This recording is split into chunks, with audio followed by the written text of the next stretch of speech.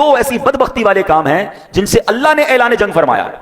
ایک ہے سود کا کام کرنے والا. ہاں اس کے قریب بھی نہ جائیے گا. کبھی کتنا بڑا نفع کیوں نہ نظر آ جائے, کبھی کتنی بڑی مجبوری کیوں نہ آ جائے, سود پر کام مت کیجیے گا, کیونکہ اس سے رب نے جنگ کا اعلان فرمایا. دیکھیں دو قسم کے لوگوں کی لڑائی ہوتی ہے. دو مضبوط لڑتے ہیں, ہم کہتے ہیں پتہ نہیں کون جیت جائے, دونوں ہی تگڑے ہیں. ایک کمزور اور ایک مضبوط ہو تو بندہ کہتا ہے یار لگتا تو یہی ہے مضبوط جیتے گا, مگر کیا پتا کمزور آج اپنا کوئی داؤ لگا لے. لیکن اللہ سے جب جس کی جنگ ہے اس میں تو 100% یقین ہے نا کہ سامنے والے نے بربادی ہونا ہے.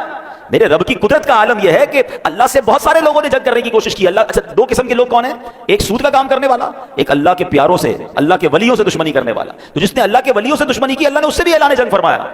آپ دیکھیں جب رب اپنی قدرت کا نظارہ دکھاتا ہے نا, تو نمرود نے خدائی کا دعویٰ کیا تھا, اللہ سے جنگ کی تھی نا, تو اللہ نے اس کو کوئی بہت بڑی چیز سے ہلاک نہیں کیا, اس کو مچھر سے ہلاک کر دیا. میرا رب وہ ہے کہ جب وہ چاہے تو اللہ اکبر پرندے چھوٹے چھوٹے ابابیل جن کے قدموں میں چھوٹے چھوٹے کنکر ہوں ان سے ہاتھیوں کے لشکر کے پرخچے اڑا دیتا ہے. تو اللہ سے کبھی جنگ نہ کیجیے گا. بخاری شریف کی حدیث سنیں, حدیث قدسی ہے. اللہ فرماتا ہے من عادى لي وليا فقد آذنته بالحرب, یعنی جو میرے کسی دوست سے دشمنی کرے میں اسے اعلان جنگ دیتا ہوں.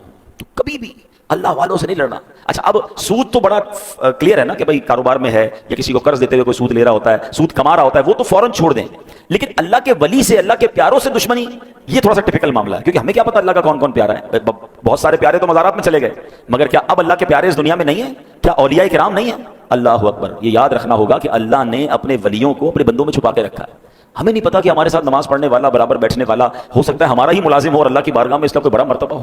تو اس کا مطلب یہ ہے کہ ہمیں سب سے پیار سے بات کرنی ہے.